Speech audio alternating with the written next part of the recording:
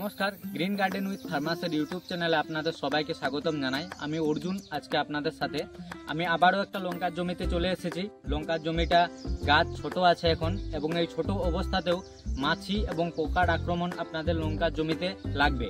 লঙ্কার জমিকে ঠিক মতো কেমনভাবে পরিচর্যা করবেন এবং মাছি পোকার আক্রমণ যদি হয় তাহলে কোন কোন ওষুধ কোন কোন সময় ব্যবহার করবেন। এই জমিটাতে পাতাগুলো পুরো ছেঁড়া ছেঁড়া ছিদ্র ছিদ্র করে দিয়েছে। এগুলো সব পোকা আর মাছির জন্যই হয়েছে। সাদা মাছি আছে, পোকা আছে এবং বিভিন্ন ধরনের থ্রিপস এবং মাইটসের আক্রমণ এই জমিটাতে আছে আমি দেখতে পাচ্ছি।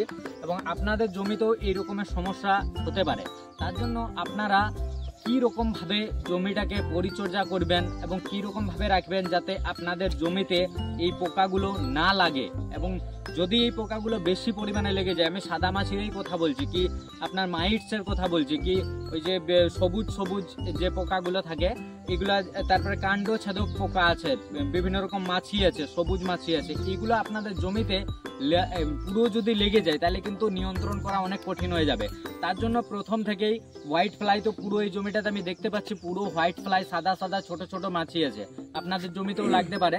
আপনারা কি করবেন যে প্রথম থেকেই নিয়ন্ত্রণে রাখতে হবে এই পোকা মাছিগুলোকে। যদি প্রথম থেকে নিয়ন্ত্রণে রাখেন তাহলে বেশি পরিমাণে এগুলো লাগবে না।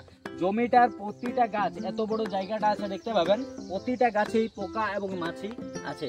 তাই একদম পাতাগুলোকে মানে ছিদ্র টাইপের করে দিচ্ছে, ছোট ছোট মাছি আছে এবং ছোট ছোট পোকা আছে।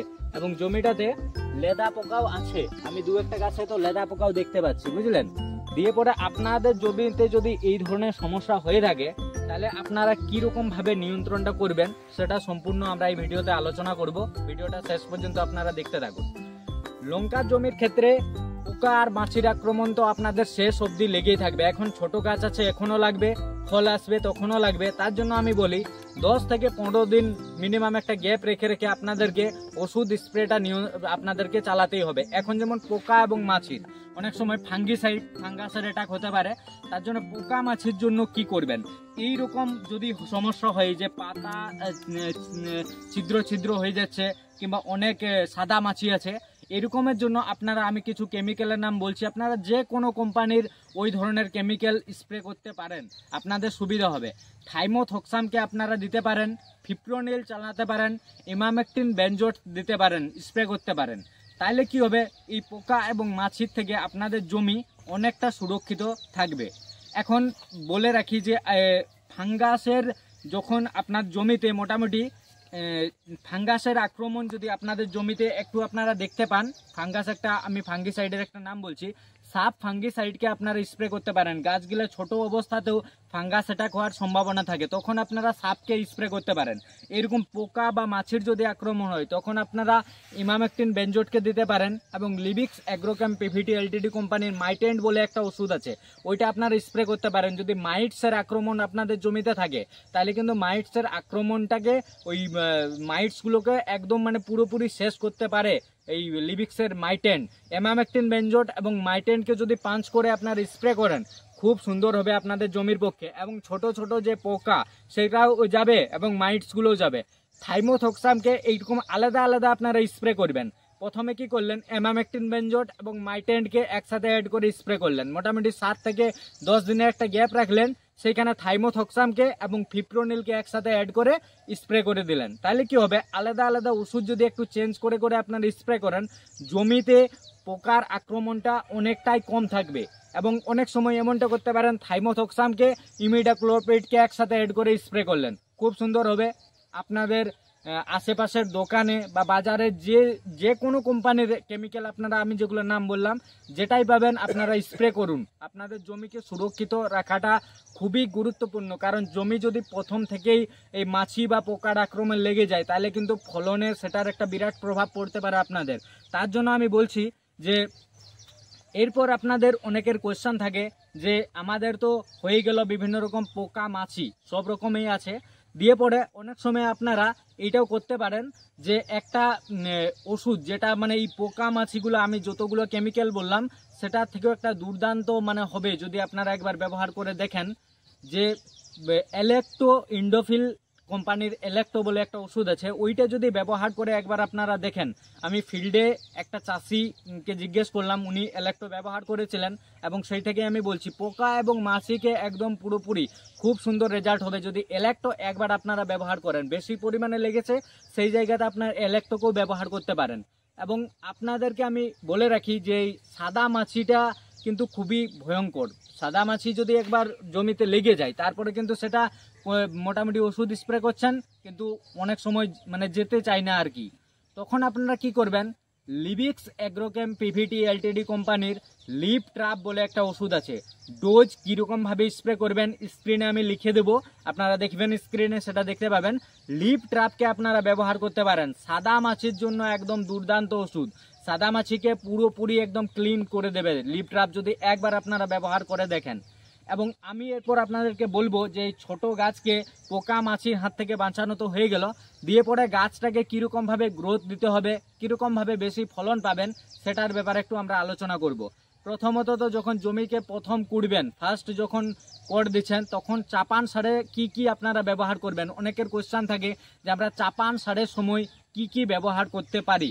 লঙ্কার জমির ক্ষেত্রে আমি বলছি চাপান সারের সময় আপনারা যে যা রাসায়নিক সার পছন্দ করেন ব্যবহার করেন, তার সাথে আপনারা হিউমিক, ফালবিক এবং অ্যামাইনো অ্যাসিড এইগুলোকে ব্যবহার করতে হবে। এবং এই হিউমিক, ফালবিক এবং অ্যামাইনো অ্যাসিড একসাথে মিশ্রণ করা আছে জৈব সুধা নামে একটা প্রোডাক্টে, সেটা একই সাথে মিশ্রণ করা আছে। ওইটা আপনাদেরকে যে রাসায়নিক সার দিচ্ছেন তার সাথে মিশ্রণ করলেন, তার সাথে কি করলেন জিঙ্ক, বোরন, কপার এইগুলা এই মাইক্রোনিউট্রিয়েন্টগুলো দিলেন। জিঙ্ক, বোরন, কপার কিসে পাবেন, ভিটা এস বলে একটা প্রোডাক্ট আছে যেটাতে জিঙ্ক, বোরন এবং কপারের ভালো পার্সেন্টেজ দেওয়া আছে। 3.6%, 0.7%, 0.8% এরকম করে একটা পার্সেন্টেজ দেওয়া আছে।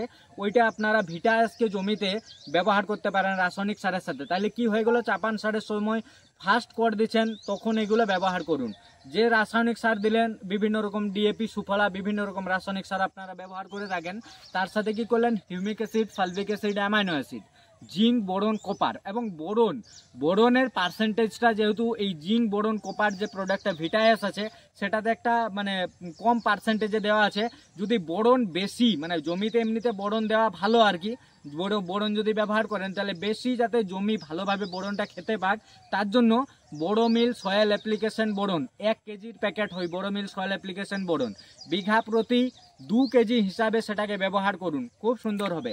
এখন আপনাদের অনেকেরই কোশ্চেন হবে যেগুলো তো মাটিতে চাপান সার আমাদের দেওয়া হয়ে গেল, দিয়ে পরে আমরা উপরে স্প্রে কি করব। উপরে স্প্রে করার জন্য আপনারা যে কোনো কোম্পানির ভিটামিনকে অ্যাড করতে পারেন, যেটাতে আপনাদের ব্রাঞ্চগুলো বাড়বে এবং ডোগা চারদিকে ফেলবে। এইখানে একটা হিউমিনাল গোল্ড বলে একটা ভিটামিন আছে, সেটার কথা আমি একটু বলছি। হিউমিনাল গোল্ডটা লিকুইড ফর্মে হিউমিক অ্যাসিড আছে, যদি আপনারা ব্যবহার করেন খুব সুন্দর হবে আপনাদের জমির জন্য। কারণ হিউমিক অ্যাসিডের ব্যবহার আপনারা জানেন, যারা হিউমিক অ্যাসিড ব্যবহার করেছেন খুবই সুন্দর আপনাদের লঙ্কার জমি, টমেটোর জমি, বেগুন সব রকম ফসলে হিউমিক অ্যাসিড লিকুইড আপনারা ব্যবহার করতে পারেন।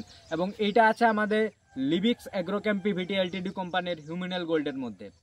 এখন আমরা যদি বলি যে লঙ্কা গাছের সুরক্ষা থেকে দিয়ে পরে ব্রাঞ্চ বাড়া অবধি সব থেকে বেশি কি হয়, যখন ফলন টলন আসবে না, যখন পুরো জমিতে মানে পুরো আপনার ব্রাঞ্চগুলো বেড়ে যাবে না, তখন দেখবেন এই পোকা আর মাছির আক্রমণটা আবার আপনাদের আসতে শুরু হবে। সেই সময়ে আপনাদেরকে আবার একদম মানে নিয়ন্ত্রণে রাখার জন্য 10 থেকে 15 দিন গ্যাপ রাখলেন, দিয়ে পরে ওষুধগুলো ব্যবহার করে গেলেন। বিভিন্ন রকম আলাদা আলাদা ওষুধ আপনারা ব্যবহার করতে পারেন। আর এখন বৃষ্টির সময় এই আলোচনাটা একটু বিশেষ গুরুত্বপূর্ণ। বৃষ্টির সময় কি হবে, বৃষ্টির সময় ফাঙ্গাসের অ্যাটাক কিন্তু হওয়ার একটা বিরাট চান্স থাকে। ফাঙ্গাসের অ্যাটাকটা কীরকম ভাবে হয় আমি এটা বলছি। লঙ্কার জমিতে ফাঙ্গাস অ্যাটাক যে কোনো ফসলে আমি লঙ্কার জমিতে দাঁড়িয়ে আছি, যে কোনো ফসলে ফাঙ্গাস অ্যাটাক হতে পারে। বৃষ্টির পরে ফাঙ্গাস অ্যাটাক হওয়ার একটা বিরাট সম্ভাবনা থাকে, পাতা আপনাদের হলুদ হলুদ টাইপের হয়ে যাবে এবং সেটা দেখবেন নিচের পাতা থেকে শুরু হয়, পরে উপরের পাতাগুলো হলুদ হতে শুরু করে। তার জন্য ফাঙ্গিসাইড স্প্রে করাটা খুবই গুরুত্বপূর্ণ আপনাদের জমির জন্য। এখন আপনাদের কোশ্চেন থাকবে আমরা কি রকম ধরনের ফাঙ্গিসাইড জমিতে স্প্রে করতে পারি। আপনারা যে কোনো কোম্পানির হালকা ধরনের ফাঙ্গিসাইডকেও স্প্রে করতে পারেন। যদি জমিতে স্প্রে করেন ফাঙ্গাস অ্যাটাকটা আপনাদের জমিতে কম থাকবে। এখন আমি কিছু ফাঙ্গিসাইডের কিছু কেমিক্যালের নাম আমি আপনাদেরকে বলে দিচ্ছি। যেমন মেটালক্সিল ম্যাঙ্কোজেব আছে, কার্বেন্ডাজিব ম্যাঙ্কোজেব আছে, কিংবা ভালো কোম্পানির যদি একটু যান যেমন সিনজেন্ডা কোম্পানির রেমিস্টার টপ হবে, ব্যবহার করতে পারেন, ফাঙ্গাস অ্যাটাকের জন্য খুব সুন্দর হবে। এখন আমরা সুরক্ষিত রাখার জন্য সব থেকে বেশি ইম্পর্টেন্ট আমি একটাই জিনিস বলি যে আপনাদেরকে লঙ্কার জমিকে মানে ধ্যানের মধ্যে, লক্ষ্যের মধ্যে রাখতে হবে যে পোকা মাছির নিয়ন্ত্রণটা সবসময় আপনাদের যাতে একদম মানে কনসিয়াস থাকে, একদম যে আমার জমিতে পোকা মাছি লাগছে কিনা, এটা আপনাদেরকে সবসময় আলাদা আলাদা বিভিন্ন রকমের ওষুধ আছে। আমরা এরপরের যে ভিডিওটা আমাদের হবে সেই ভিডিওটাতে আমরা কিছু স্পেশাল ওষুধ এবং স্পেশাল ফাঙ্গিসাইড, ইনসেকটিসাইডের কথা আপনাদেরকে বলে দেবো এবং কী রকমভাবে ডোজে স্প্রে করবেন পুরো একদম একটা ডিটেলস আলোচনা এরপরে ভিডিওতে আমরা করব। ভিডিওটা যদি ভালো লাগে অবশ্যই একটা লাইক, কমেন্ট এবং সাবস্ক্রাইব করে যাবেন।